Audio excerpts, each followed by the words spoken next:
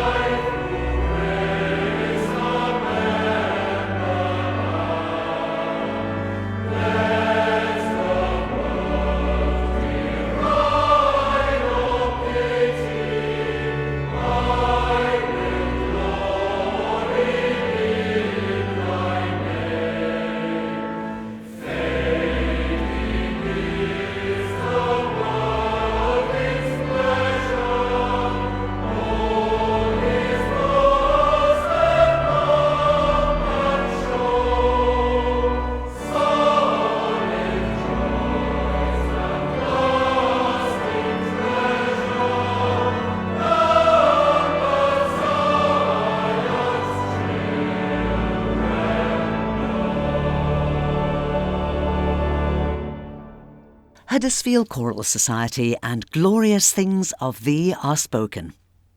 Canon Philip Gillespie is currently living and working in Rome as Rector of the Beda College, a college for men from around the world who are training for the priesthood. This puts him at the very heart of life within the Vatican, and last week he very kindly sent us his thoughts following the announcement of the death of Pope Francis and his experiences of attending the funeral.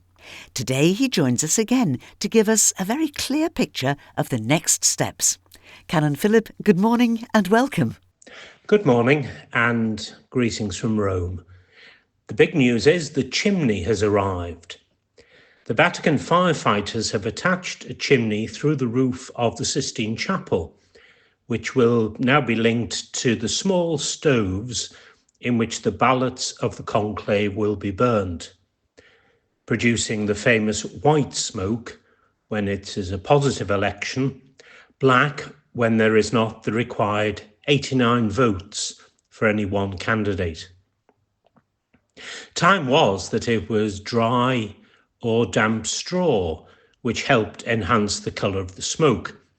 These days the ballot papers are burnt with various chemicals which help to clarify the colour of the smoke.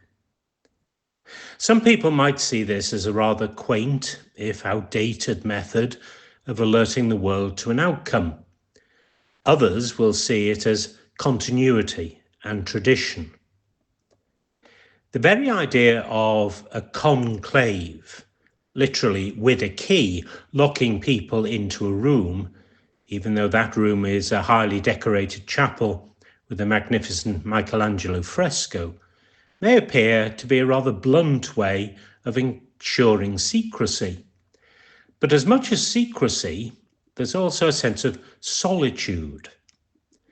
These cardinals, representative of the church present in so many different cultures and parts of the world, are given the space and time to discern as best they're able what the Spirit is saying to the churches, and to elect someone who will be a shepherd not only for the Diocese of Rome, but also for all other dioceses around the world which hold that sense of communion with the Bishop of Rome, who through their own bishops express being a communion of communions. When the 133 cardinals process into the Sistine Chapel on Wednesday afternoon, they will already have had many days of discussion and prayer and discernment, alongside the other 120 cardinals who, having reached the age of 80, do not have a vote in the conclave process, but whose wisdom and experience and perspectives have been invaluable in these days of what are called the general congregations for the College of Cardinals.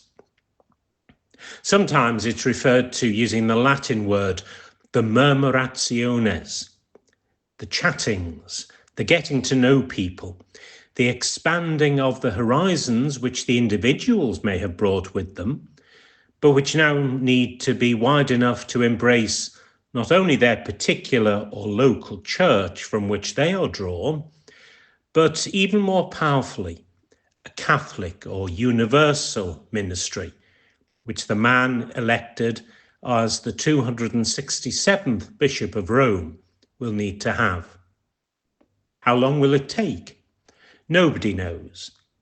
I somehow doubt that it will last the 3 years of the longest conclave, which was held at Viterbo in Italy in the year 1268.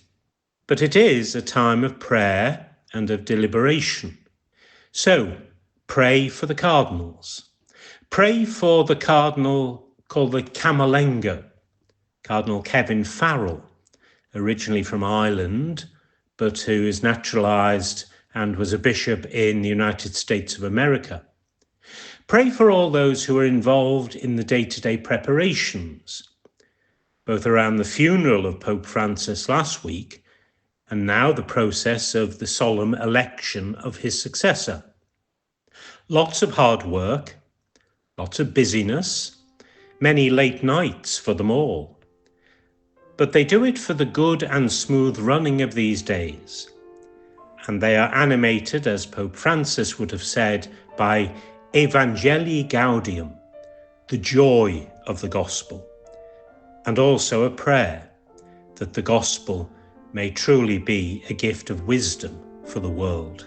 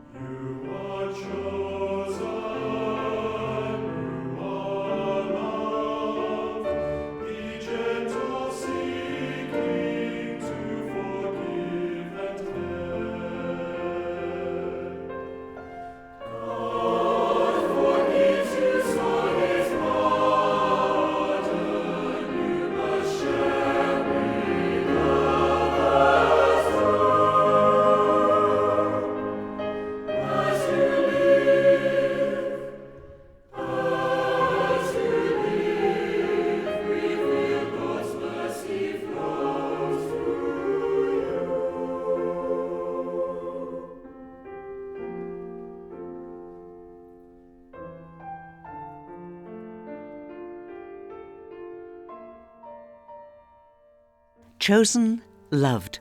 Music by the International Staff Songsters of the Salvation Army, and taken from their album Lord, You Are the Song.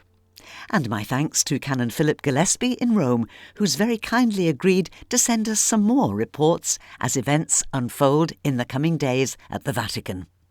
Christian Aid Week starts next weekend, and who better to tell us all about it than our local Isle of Man representative, Louise Whitelegg. Well, this year's Christian Aid Week is the 11th to the 17th of May.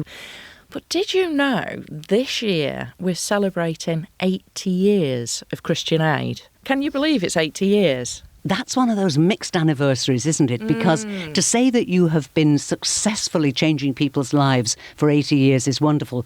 But at the same time, why is there still so much to do? Christian Aid's aim has been and will always be to eradicate poverty. And as we all know, there's no one answer to that problem.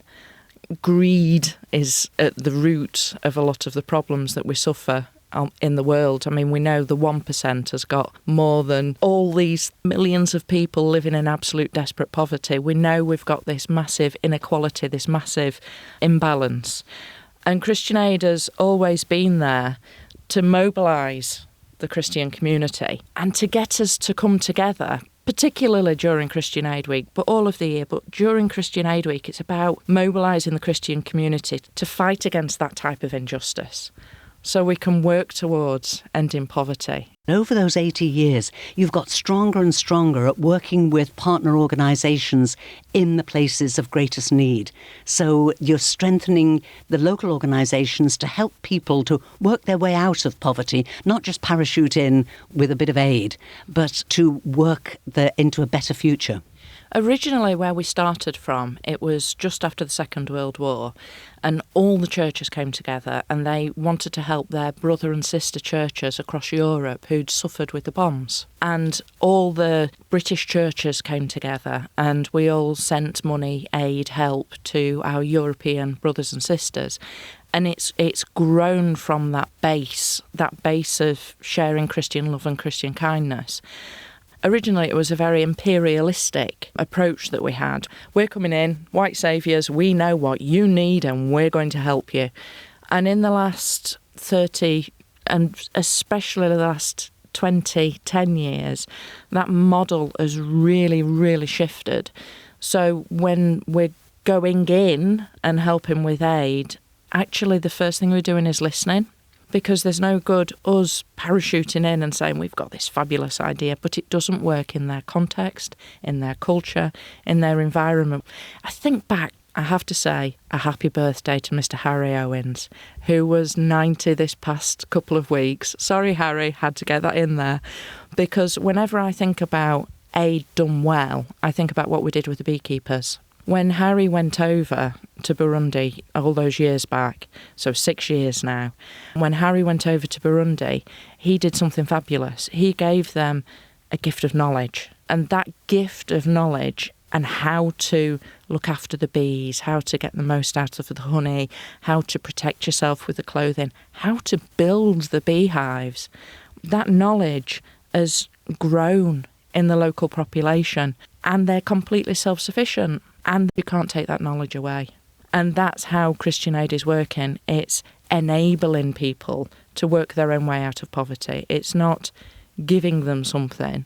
It's ensuring that you're listening to their needs and plugging that gap. And that's what we're trying to do this week in Malawi. We've got case studies of two really lovely ladies, real powerhouses of these communities, Victoria and Olipa. And both of these ladies are just small subsistence farmers. This is more like a large allotment. They've got a small parcel of land that they need to make the most of. They haven't been making the most of the land because they haven't had the skills. They haven't had the knowledge. They haven't had good seed. That's fertile seed. They don't know about fertiliser for the soil. And that's what we're doing with this year's project in Malawi. We're working in a really remote area and we're working with the local community.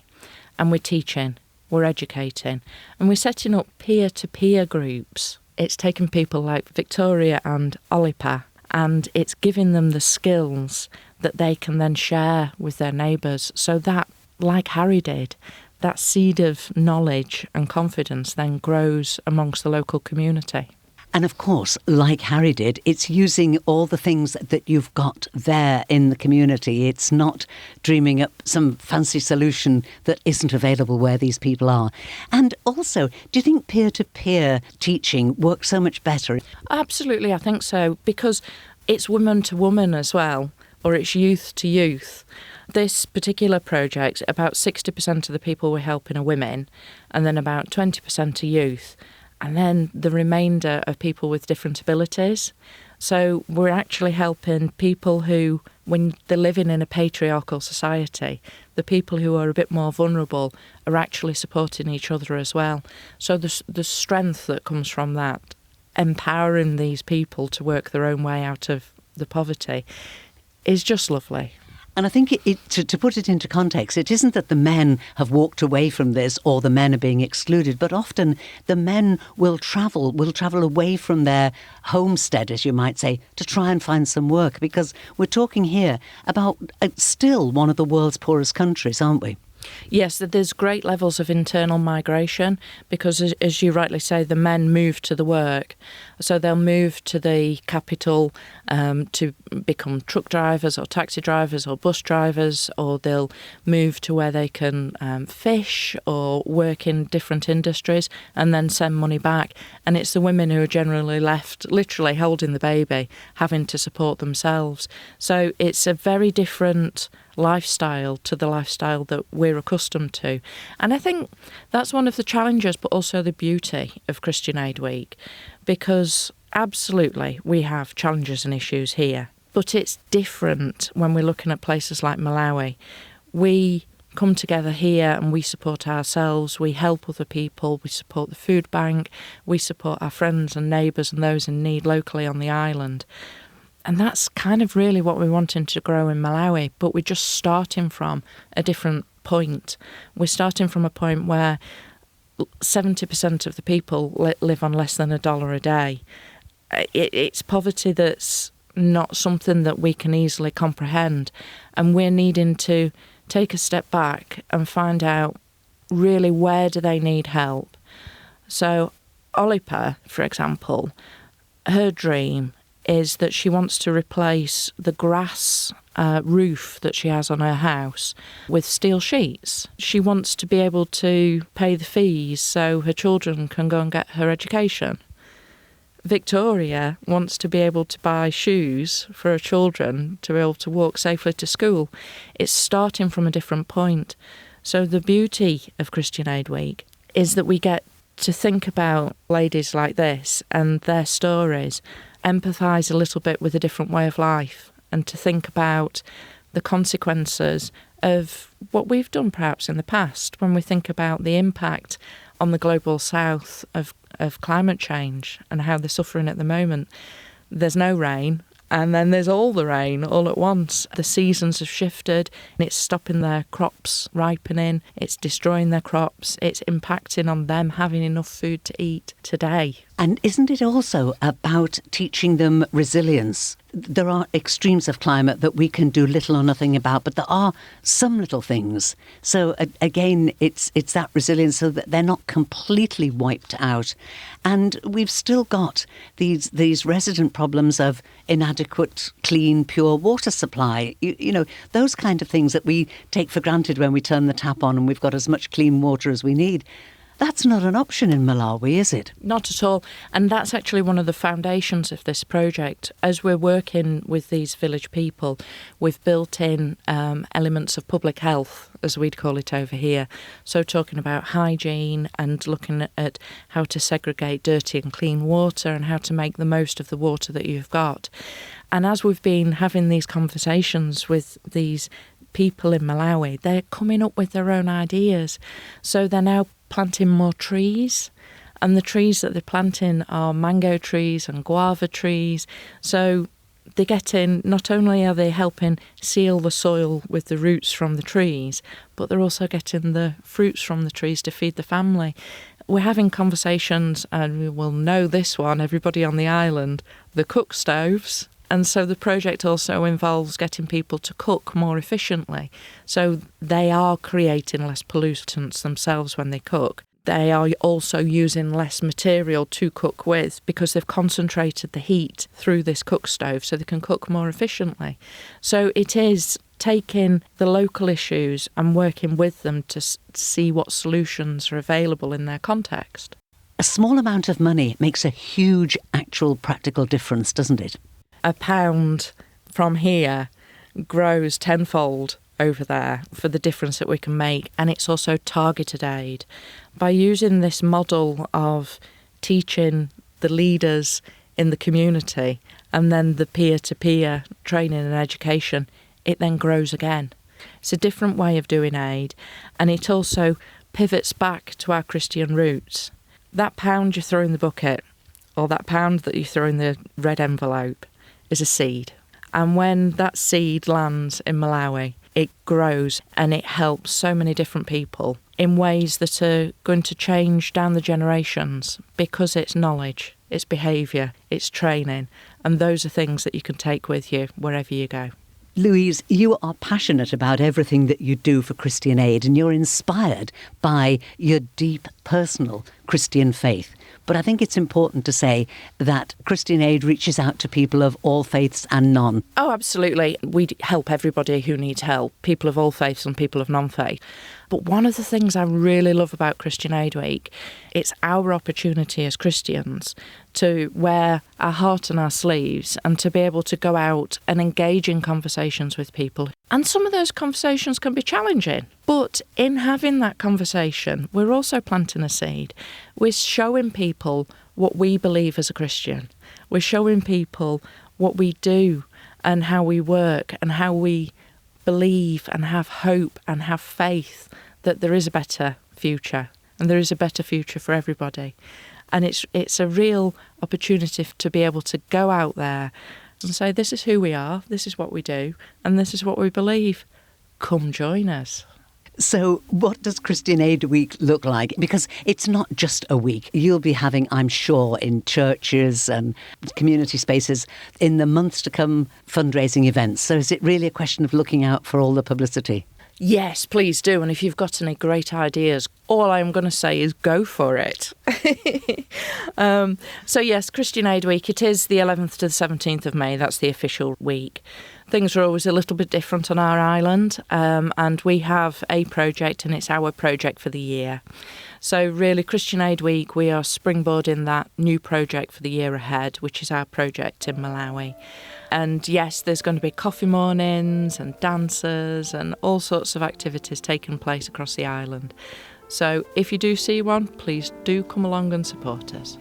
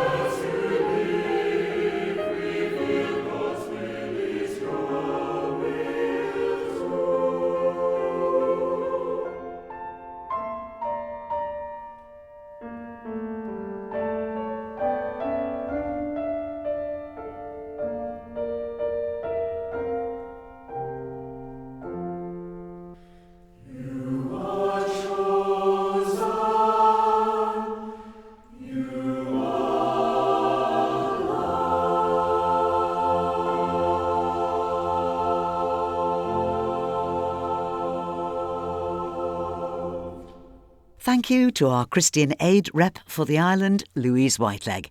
If you'd like to know more about this year's project, or indeed anything to do with Christian Aid, have a word with Louise. You'll find her on Facebook, or you could text or phone her on 474275. 474275. And now let's finish with a look at our notice board. This afternoon there'll be another bilingual service at Beda Chapel, just outside Kirkmichael. It's this afternoon at 2:30. The theme will be Manx knots and crosses, and the soloist is Brisha Harkin. Reverend Dr. Janet Corlett will lead the service, and there'll be refreshments afterwards. And this evening, the Mariners Choir will be in Sandygate Chapel for a service starting at 6:30, followed as usual by supper and community hymn singing.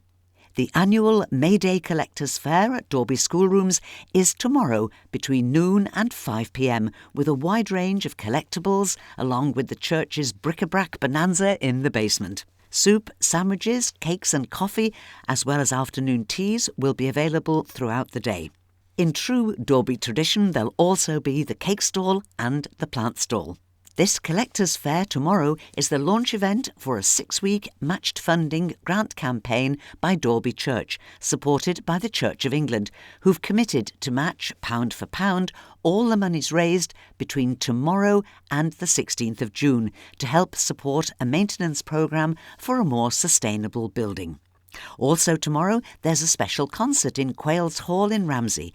It'll be given by Dr. Peter Littman, the Director of Music at the Cathedral in Peel, and it's to celebrate the installation of a new organ in Quails Hall. So that's tomorrow, Bank Holiday Monday, at 3 o'clock with free admission.